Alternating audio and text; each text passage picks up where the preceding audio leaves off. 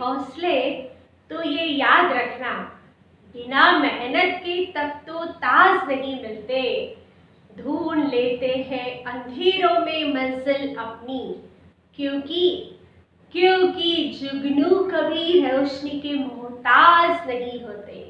Hello to all my dear students, welcome in our e-learning session of our delta. तो आज का हमारा topic है एक्टिन एंड मायोसिन, जो कि हमारे स्केलेटन मसल में वर्क करते हैं। So now what is actin and myosin? तो एक्टिन और मायोसिन क्या होते हैं? The contractile unit of muscles, muscles के contractile unit होते हैं जो कि हमारे स्केलेटन मसल के अंदर में रहते हैं, which contains the contractile proteins, और उस प्रोटीन्स का नाम है एक्टिन एंड मायोसिन। तो अब हम एक एक डिटेल पढ़ेंगे। तो सबसे पहले हम देखेंगे स्ट्रक्चर ऑफ मायोसिन और उसके बाद देखेंगे द स्ट्रक्चर ऑफ एक्टिन। तो पहले देखते हैं हम स्ट्रक्चर ऑफ मायोसिन फिलामेंट। उसके लिए आप डायग्राम देखिए, डायग्राम में दिखाया है, शो अप किया है अपने को हमें, जो कि टेल उसका हेड साइड, आप ध्यान से देखिए उस डायग्राम में डिटेयली ऊपर का जो पोर्शन है वो टेल है, उसके बाद इसका हेडिंग पोर्शन है। अब देखिए इसमें each myosin filament has its polymerised protein, बहुत सारे प्रोटीन्स इसमें दिखाई दे रहे हैं, बहुत सारे मोनोमर्स प्रोटीन्स है जिसे कहा जाता है मेरोमायोसिन। constituents one thin filament, जो बहुत ऐसे रोलिंग रोप टाइप आपको दिख रही है, उससे कहा जाता है meromyosin. Myosin molecule consist of two heavy chains, इसके अंदर दो चेन्स है around each other forming double helix. One chain जो है it is known as cross bridge, एक चेन को हम क्रॉस ब्रिज कहेंगे और दूसरी चेन है उसे हम कहेंगे head. So the end is folded into a globular protein mass called as myosin head. तो मायोसिन में दो हमारे चेन है, एक पहला चेन है क्रॉस चेन और सेकंड वन है हमारा एड। पहला हमने कहा क्रॉसिंग और सेकंड कहा है हमने हेड, ऐसे दो चेन उसमें है। अब two light chains are associate with each head, अब हर एक हेड के साथ हमें टू लाइट चेन्स में मिलती है, that is total 4 light chain. Now myosin head has special ADP activity, it can split ADP to provide energy। Myosin के अंदर एक स्पेशल टाइप का एटीपी होता है जो कि एनर्जी प्रोवाइड करता है। Then it is myosin contributes 55% of muscle proteins, 55% myosin करता है, meaning is now the actin. So myosin में एटीपी का लॉन्ग फॉर्म क्या होता है? क्या होता है ATP? ATP is adenine triphosphate, जो कि हमें एनर्जेटिक फॉर्म देता है, जो हमारे मसल्स में एनर्जी प्रोवाइड करता है। एनर्जी देने के केस में हमारे मायोसिन में एटीपी का बहुत ज़्यादा रोल होता है। अभी इसके बाद हम देखेंगे डायग्राम में, आप देखिए तो डायग्राम में जो ऊपरी पोर्शन है जो क्रॉसिंग में वो फर्स्ट चेन हो गया एंड सेकंड देखिए उसके बाद हमें दो हेड्स दिख रही है, एक हेड्स में 2 लाइट चेन होती है, तो दो हेड्स में कितने चेन हो जाएंगे? 4 चेन। यस, मायोसिन टेल्स जो है अरेंज किया जाता है, that is now the towards the centre of sarcomere and heads point to the sides of myofilament hand, उसके नीचे में बहुत सारे फिलामेंट्स है। इस तरीके से हमारा मायोसिन कंट्रीब्यूशन करता है 55% प्रोटीन्स हमारे स्केलेटन मसल में। अब हम नेक्स्ट क्वेश्चन देखेंगे, दैट इज एक्टिन। एक्टिन ये कॉम्प्लेक्स कॉन्जेक्टाइल प्रोटीन्स है। ये प्रोटीन्स इसके 3 डिफरेंट कंपोनेंट्स होते हैं, जो कि आप अभी इस डायग्राम में देखेंगे। इसकी 3 components, that is first one is F actin, जहां भी आपको गोल बबल्स दिख रहे हैं एक्टिन इंडिका से हम F actin, it forms the backbone of actin filament. It is double-stranded protein. Each strand is composed of polymerized G-actin molecules and one ADP molecule is attached to each G-actin molecule. तो इसके जो ADP, what is the long form of ADP? इसके पहले हमने myosin में सुना था ATP, actin में हमने क्या बोल रहे हैं ADP. So what is long form of ADP? Adenine diphosphate. यहाँ पे ADP मॉलिक्यूल अटैच होता है जी एक्टिन मॉलिक्यूल से, वो बैकबोन रेडी करता है और उसे भाग में हम कहते हैं F actin, that is the filament of actin.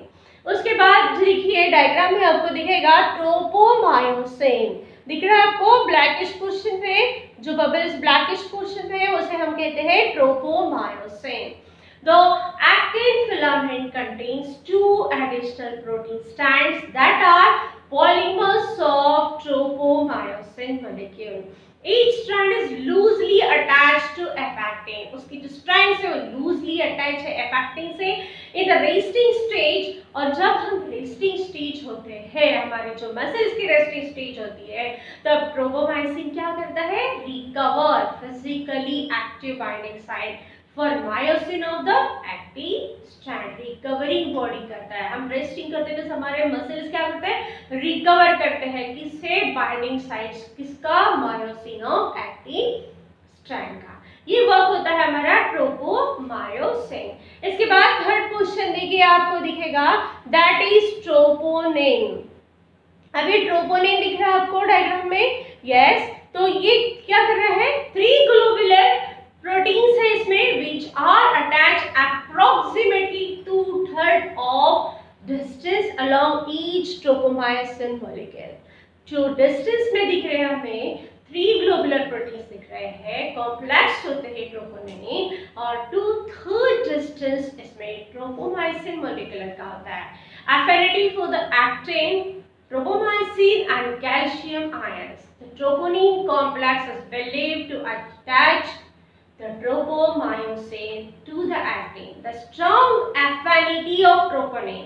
अब जो ट्रोपोनिन का मेन जो affinity होता है, मेन जो होता है calcium ions is believed to initiate the contraction process. ये क्या करते हैं? प्रोसेस को कॉन्ट्रैक्ट करते हैं. कैल्शियम इसका मेन अफिनिटी होता है और 2/3 डिस्टेंस ट्रोपोमायोसिन मॉलिक्यूल के इसके अटैच होते हैं. और इस प्रकार एक्टिन की जो 3 कंपोनेंट्स हमने कहा, F actin, then tropomyosin and troponin, इस प्रकार ये तीनों कंपोनेंट्स एक्टिन फिलामेंट्स को हेल्प करते हैं. अब देखते हैं कि हमारे मसल कैसे कॉन्ट्रैक्ट होते हैं. सो स्लाइडिंग फिलामेंट थ्योरी हमें बताती है, that is H.E. Huxley and A.F. Huxley. इन्होंने मेंशन किया था कि देयर थ्योरी ऑफ रिचरेक्स की मसल किस तरीके से कॉन्ट्रैक्शन होते हैं, और उनकी थ्योरी के हिसाब से interaction between actin and myosin जो है, ये दोनों का एक्टिन और मायोसिन के बीच का इंटरैक्शन जो होता है, यही बेसिक थिंग्स होती है हमारे मसल को कॉन्ट्रैक्ट एंड रिलैक्स करने के लिए. सो मायोसिन जो है, मायोसिन में heat contains ATP's activity. It is derived energy. अभी देखिए हमारे एक्टिन एंड मायोसिन, जैसे कि हमारे 2 हैंड्स की फिंगर्स एक दूसरे को क्रॉसिंग कर रही है, ये किससे होता है? Because of this actin and myosin protein fibres की वजह से. अब देखिए मायोसिन हेट कंटेन्स, जो कि हमारे में डायग्राम में भी दिखाया है कि मायोसिन जो हीट है ये एटीपीज एक्टिविटी करता है. It can derive energy by the breaking of ATP molecule. जो मायोसिन हमारे एटीपी एनर्जी को ब्रेक डाउन करके it can be used for the movement of myosin heads, जो कि अपने आगे के जो हेड्स है मायोसिन का हेड्स, उसे एक्टिवेट करने के लिए, उसे मूव करने के लिए एटीपी का यूज किया जाता है. देन ड्यूरिंग कॉन्ट्रैक्शन प्रोसेस, और जैसी कॉन्ट्रैक्शन प्रोसेस होती है, रिलीज हो गई थी, अब कॉन्ट्रैक्शन हो रही है, तो मायोसिन हीट्स क्या हो जाएगा? एक्टिव हो जाएगा, attach to the active site of actin filament जैसे ही मायोसिन एक्टिवेट होने लगेगा कॉन्ट्रैक्टेड प्रोसेस में, वो अटैच होने लगेगा एक्टिन के साथ। एक्टिन का कौन सा position? Active position, and pull them inward so that actin filament slide over the myosin filament. और जैसे अटैच होने लग जाएंगे तो एक दूसरे से क्या हो जाएगा, myosin filaments and sliding upward. अब वो दोनों एक दूसरे के आगे स्लाइड हो गई। This results is the contraction of muscle fibre, और उसे कहा जाता है contraction of muscle fibres. Means क्या हो रहा है, हेड मायोसिन का हेड कहाँ अटैच हो रहा है, एक्टिव साइट ऑफ एक्टिन। जब दोनों एक दूसरे को अटैच हो गए तब दोनों फिलामेंट में क्या हो जाएगा, स्लाइडिंग मूवमेंट। और वो स्लाइडिंग मूवमेंट को हम क्या कहते हैं, कॉन्ट्रैक्शन ऑफ मसल फाइबर। या ओके, उसके बाद देखते हैं। अब ये हो गया था हमारा कॉन्ट्रैक्शन प्रोसेस। अब देखते हैं रिलैक्स। जब मसल रिलैक्स हो तो active site remains covered with tropomyosin and troponin complex. ये हमने नाम सुने थे, कहाँ सुने थे, एक्टिन के कंपोनेंट्स होते हैं, उसमें 3 कंपोनेंट्स होते हैं, एफेक्टिन, ट्रोपोनिन, ट्रोपोमायोसिन। तो अब ये जो 2 कंपोनेंट्स है that is tropomyosin and troponin, ये कवरिंग रहते हैं कब, जब मसल हमारे रिलैक्स पोजीशन में हो तब। Due to this myosin can not interact, और वो दोनों कवर किए रहते हैं एक्टिन को, इसलिए मायोसिन एक्टिन के साथ कनेक्ट नहीं हो सकता है, and therefore contraction can not be occur. And when the actin protein to make muscle through motor end plates, it spread throughout the sacrolemma of the myofibria. The transverse tubules of sacroplasmic reticulum release large number of calcium and into the sacroplasm। और इस वक्त फिर वो क्या करते हैं, myosin क्या करता है, फिर बहुत सारे कैल्शियम आयन जो है सैक्रोप्लाज्म में रिलीज करते हैं, and this calcium ions interact with. अब ये जो कैल्शियम आयंस रिलीज किए वो किसके इंटरैक्ट करेंगे, ट्रोपोनिन मॉलिक्यूल। ट्रोपोनिन मॉलिक्यूल कहाँ है, एक्टिन के बाहर में कवर लगा हुआ, वो प्रोटेक्टेड किए हुए हैं। तो this interaction inactivates troponin tropomyosin complex, और इस वजह से this leads to the change in the structure of tropomyosin. इसकी वजह से क्या हो गया, ट्रोपोमायोसिन का जो स्ट्रक्चर है वो चेंज हो गया, क्योंकि उसके ऊपर बहुत सारे कैल्शियम आयंस आ गए। ओके, देन देखते हैं। तो ये एनर्जी यूज करके मायोसिन अटैच हो जाएगा uncovered active site of actin, और उसके रिजल्ट के हिसाब से मसल फाइबर्स वर्क करने लग जाएंगे। अब हम देखेंगे कि रिलैक्सेशन ऑफ मसल फाइबर्स पे और क्या क्या रिलैक्सिंग होता है, जैसे कि रिवर्स डायरेक्शन। रिलैक्सेशन में जो है पूरे इवेंट्स क्या होते हैं, रिवर्स डायरेक्शन होते हैं। जैसे कि एक्टोमायोसिन ब्रेक डाउन हो जाता है, myosin get detach from actin filament. अभी अटैच नहीं बोला हमने, डिटैच का मायोसिन डिटैच हो जाएगा। ये प्रोसेस पूरे इन्वॉल्व करेंगे, यूज करेगा उस एटीपी को एट द सेम टाइम, और कैल्शियम आयन क्या करेगा, return back. This is also an active process that uses energy. इसे भी एक्टिव प्रोसेस ही कहेंगे क्योंकि वो एनर्जी यूज कर रहा है। Due to the disappearance of calcium ion, और कैल्शियम आयंस जो है वो डिसअपीयर होने की वजह से ट्रोपोनिन एंड ट्रोपोमायोसिन जो है वो रिस्टोर्ड हो जाएंगे, एंड दिस कॉम्प्लेक्स जो थे वो फिर से active sites of actin filament पे आ जाएंगे। The interaction between actin and myosin ceases to occur and actin filaments return back to their original position। तो ये रिलैक्सेशन की वजह से क्या होगा, एक्टिन और मायोसिन अपने रिटर्न ओरिजिनल पोजीशन में जाएंगे, जिस रिजल्ट्स के लिए हम कहेंगे मस्कुलर रिलैक्सेशन। और लाइक कॉन्ट्रैक्शन रिलैक्सेशन भी क्या है, एक एक्टिव प्रोसेस। तो यहाँ तक आपको समझ गया। अब देखते हैं हम इसकी प्रॉपर्टीज ऑफ मसल्स की क्या प्रॉपर्टीज होती है ऑन इलेक्ट्रिकल स्टिमुलेशन। हमारे मसल्स क्या क्या प्रॉपर्टीज करते हैं। सबसे पहले देखिए सिंगल मसल ट्विच। सबसे पहला उसका प्रॉपर्टी है सिंगल मसल ट्विच, मीन्स क्या करता है, a muscle contraction initiated by a single brief stimulisation is called a single muscle Twitch.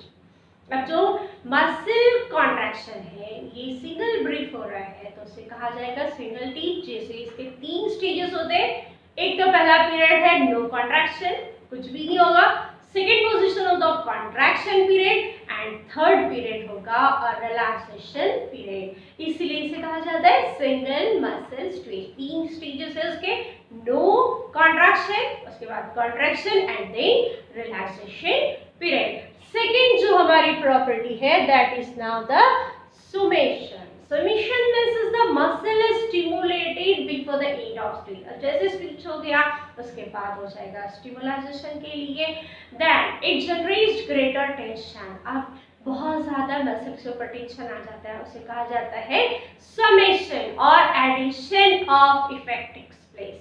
Repeated stimuli will produce increasing strength of contraction, जैसे कि staircase phenomena। Repeated हमारे इसमें tension आ रहा है तो उसे कहा जाएगा summation. Then is now the tetanus, it stimulates very rapid and frequent the muscle does not have time to relax. Tetanus means क्या हो गया, बहुत फास्ट रैपिड मूवमेंट जिसे रिलैक्स करने के लिए टाइम नहीं, it remains a state of contractile, और जो हमेशा कॉन्ट्रैक्टाइल में होते हैं उसे कहा जाता है टिटानस। नेक्स्ट जो स्टेज है वो है रिफैक्टरी period. Immediately after the one stimulus, जैसे एक स्टिमुलस होने के बाद the muscle fiber cannot respond to another stimulus and this resting or refractory period is about 0.02 seconds। रिफैक्टरी एक कोई वर्क कर रहे हैं और उसके बाद दूसरा वर्क करने में वो जल्दी इजीली मसल नहीं करता, थोड़ा गैप देता है और वो रेस्टिंग जो टाइम पीरियड होता है दैट इज नाउ 0.02 सेकेंड, उसे कहा जाता है रिफैक्टरी पीरियड। नेक्स्ट है हमारा that is now this threshold stimulus. For a muscle fibers to contract a certain minimum strength, बहुत या intensity of stimulus is required, जिसे कहा जाता है threshold stimulus। मसल फाइबर के लिए कॉन्ट्रैक्ट में के लिए एक सर्टेन मिनिमम स्ट्रेंथ की जरूरत होती है जिसे कहा जाता है threshold stimulus, and all are non-precipitate stimulus below threshold will not result in contraction। A threshold stimulus will result in contraction and this contraction leads to the maximum force, higher stimuli will not increase। Right? अब ये जो है non precipitate, लेकिन अभी देखिए contraction result in this maximum force, जैसे ही contraction होता है वो क्या करता है, मैक्सिमम फोर्स एक्सर्ट करता है जो कि हमारे मसल पे वर्क करता है। तो इस तरीके से हमारे प्रिंसिपल्स, हमारा वर्किंग ऑफ मायोसिन एक्टिन का यहाँ हम कंप्लीट हो गया। So thanks for watching, bye.